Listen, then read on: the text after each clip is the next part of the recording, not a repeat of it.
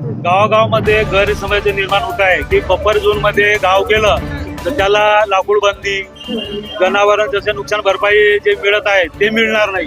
तर याबाबत काय म्हणणार? असं काही होणार नाही. तेंदूपत्ता कलेक्शन वरती कुठलाही त्याचा परिणाम होणार नाही.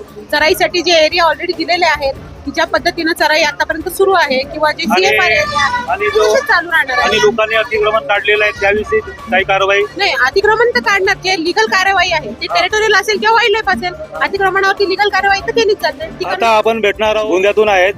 तर मागे तहसील कार्यालय सडक अजून इथं आमच्या भंडारा लोकसभा क्षेत्राचे पटोडी यांनी आणि या मीटिंग मध्ये त्यांनी मुद्दे मांडलेले होते की जसं व्याघ्र प्रकल्पामध्ये जर गाव आपल्याला समाविष्ट करायचा आहे तर गाववाल्यांना तुम्ही सोबत घेतलं की नाही विश्वासात, हा जो मुद्दा आहे त्या मुद्द्या संदर्भामध्ये आपण बोलणार.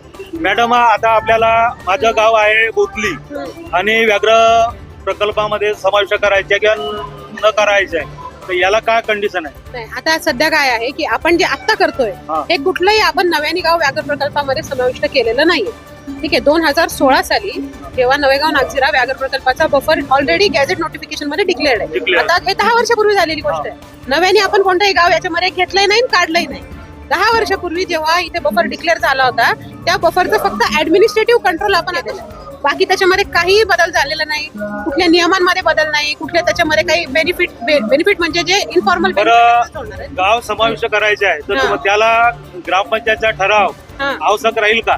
नाही. आता नव्याने जर गावं समाविष्ट करायची असतील, नव्याने ऑलरेडी जे झालंय ते 10 वर्षापूर्वी झालेली आहे प्रोसेस. नव्याने काही प्रोसेस नाही झालेली. पण आता एखाद्या गावाला वाटतंय की मला व्याघ्र प्रकल्पात यायचं आहे तर त्यांनी जर ही डिसिजन आपण महाराष्ट्र शासन घेत नाही, ही डिसिजन सेंट्रल गव्हर्नमेंटच्या याच्यातून होते, म्हणजे आपल्याकडनं प्रस्ताव जातो त्याप्रमाणे ते होते. एक मुद्दा मागच्या अधिवेशनामध्ये नाना पटोले यांनी मुद्दा मांडला होता, जे नाईक आहेत वनमंत्री, की तुम्ही बफर झोन असेल किंवा जे वाईल्ड लाईफ संदर्भामध्ये रानडुकराचं नुकसान भरपाईचा मुद्दा असेल तर वेळेवर निधी भेटत नाही आणि हा जो विरोध केला होता नाना पटोलेंनी, तर त्या संदर्भात तुम्ही काय म्हणाल? तर आता याच्यामध्ये काय आहे की याचा आणि बफरचा असा काही विशेष म्हणजे वेगळा संबंध असं नाही जोडता.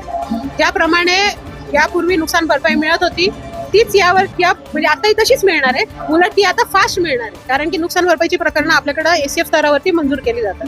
आता काय झालेलं आहे की आपल्याकडे ACF ची संख्या वाढलेली आहे, त्यामुळे ही प्रकरणं म्हणजे या प्रकरणांचा जो अंतिम निर्णय आहे तो आता फास्ट होईल. लोकांना लवकर नुकसान भरपाई मिळेल आणि त्याच्यातनं आता म्हणजे या ऍडमिनिस्ट्रेटिव्ह कंट्रोलमुळे त्याच्यामध्ये फायदाच होणार. आता जगताप मॅडम यांनी व्याघ्र प्रकल्प असेल किंवा अभयारण्य रानडुकरांचा त्रास असेल किंवा वाघामध्ये जखमी झालेला प्राण गेलेला असेल अशा बाबतीत न्याय देण्याचा प्रयत्न करणार असे सांगितलेलं आहे.